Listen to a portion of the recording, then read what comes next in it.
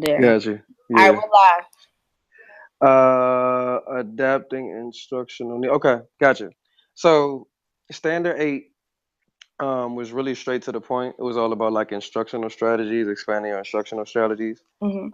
There were five sections: adapting instruction to student needs, monitoring student learning, roles in instructional process, engaging students in skill development, and asking questions.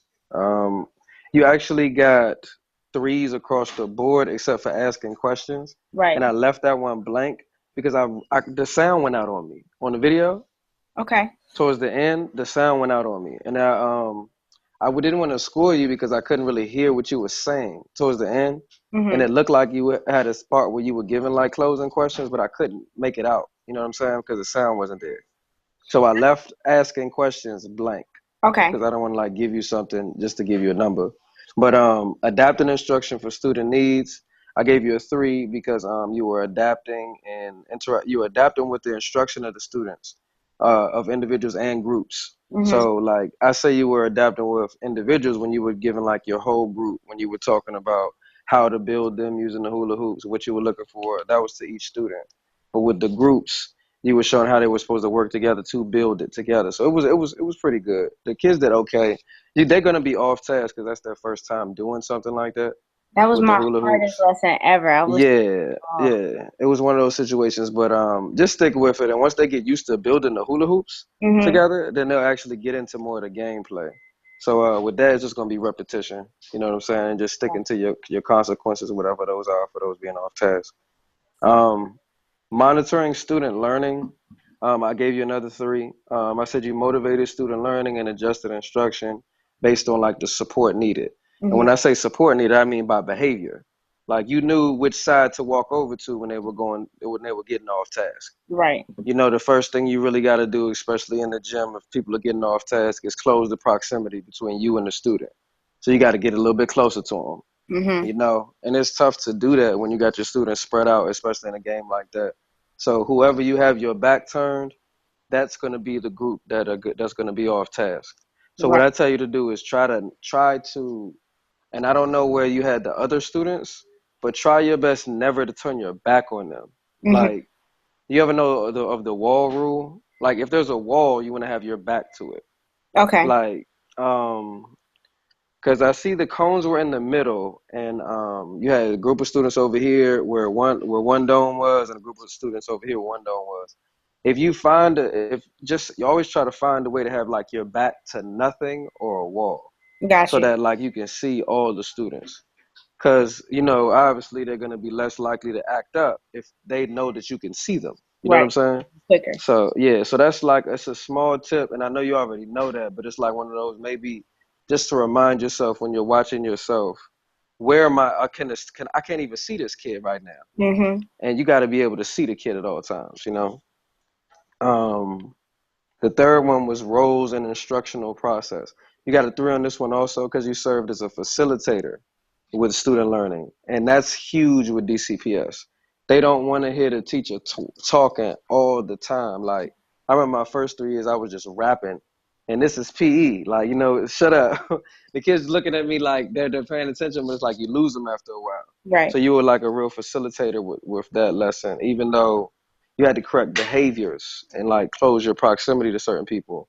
The group within itself, once the game was getting started, they're moving on their own. Hmm. They're building, they're catching, throwing. There's a lot of things that they're doing. So I definitely gave you three for that. And engaging students in skill development. I put that you were evaluating. It was like a great practice to evaluate and apply information. And you gave them a lot of information with this game. It was first they had to build them.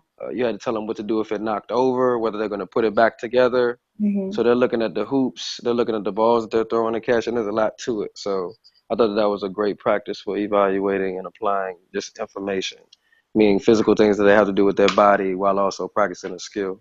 So I gave you a three on that also. Like I said, the only thing I had to leave blank is the asking questions portion, which was a little. I couldn't hear you, so it was hard to give you a number. And for that one, I would say because this lesson kind of the way that they wanted me to shape it, Yeah. I couldn't conceptualize it. So it's almost just like pick an activity and kind of just leave them to do it.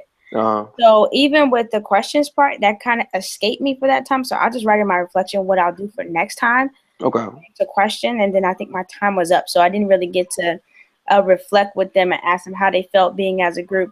I felt they actually did pretty good after I, showed them how to do it, because I was like, all right, do I just let them figure out how to build it by themselves? But in a fail I had earlier in the week, I was like, okay, I will show them how to build it and then put them in teams for them to build it themselves. Right. That went a lot better.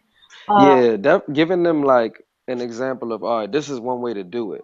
They might have another way to do it also, but just giving them an example of what to do first is a great idea, because if you just give them the hoops and say build it, they'll be there all day. Yeah. Yeah, now, our kids, they don't have, well, the majority of them don't have that problem solving skills, especially something, building something, creating something. So yeah, that's a good idea.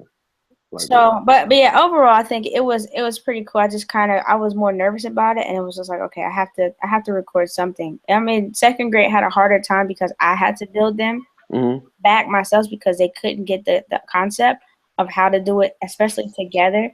But third grade, that was a smaller setting, and they did better. I think more people gravitated towards building, and some people were just ready to just like throw to accomplish. And I saw, like, from watching the video, some teams developed little strategies to help protect, their castle and stuff like that. But it was cool. I was a little nervous. I was a little nervous about the lesson, but after everything started going and they got excited about playing the actual game, I was pretty okay with it.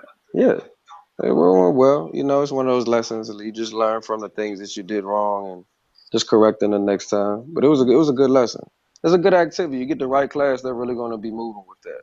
Especially you add different things to it. You got some kids who can really hurl it. They really good with target practice and everything. It'll be cool. So it's a nice little lesson. It worked a lot better for me when that you've done that you the kids have gotten so accustomed to it that they can kind of run on it independently now.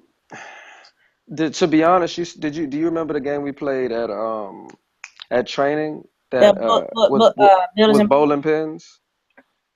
Oh yeah, okay, yeah. That one, I do it a little bit differently. It's called pin dodge, and instead of everyone having a ball on the perimeter, only the first 4 people have a ball, and only the first 4 people can throw a ball. But if you throw a ball from the sideline and you're in the middle, you can pick up a ball and knock down other people's pins also. And it's like a timer game, and like the people who stay up there for 3 minutes, they get a certain amount of points. And it's about staying up the long, like, so you're worried about like moving around and protecting your cone. Okay. It's an incentive to stay up there as long as possible. Now everybody else is trying to get a point also, but the only way you get in the middle is if you knock somebody's cone over. You know what I'm saying? So it's one of those situations. But different people play it different ways. That activity works very well with 3rd, 4th, and 5th grade. But that was a practice thing also with the kids. So I'm not sure if it's the skill of throwing and catching, the fact that they like to protect pins, or the fact that we've just practiced it so much that they just know what to do. That's like a go-to thing when subs come in too, for them, that they'll do, and they won't like mess around with. Nice. Yeah. Cool. Well, I appreciate it. No problem. I think we're done with actual like video, and we have, I think, 3 more weeks of the rest of it. So Yep. Look at it. Almost the end. Yeah. It's been exciting. I really do appreciate you just like reviewing my video and giving me your feedback. Oh, no problem. It's not an issue at all. I'm gonna stop the broadcast. Okay.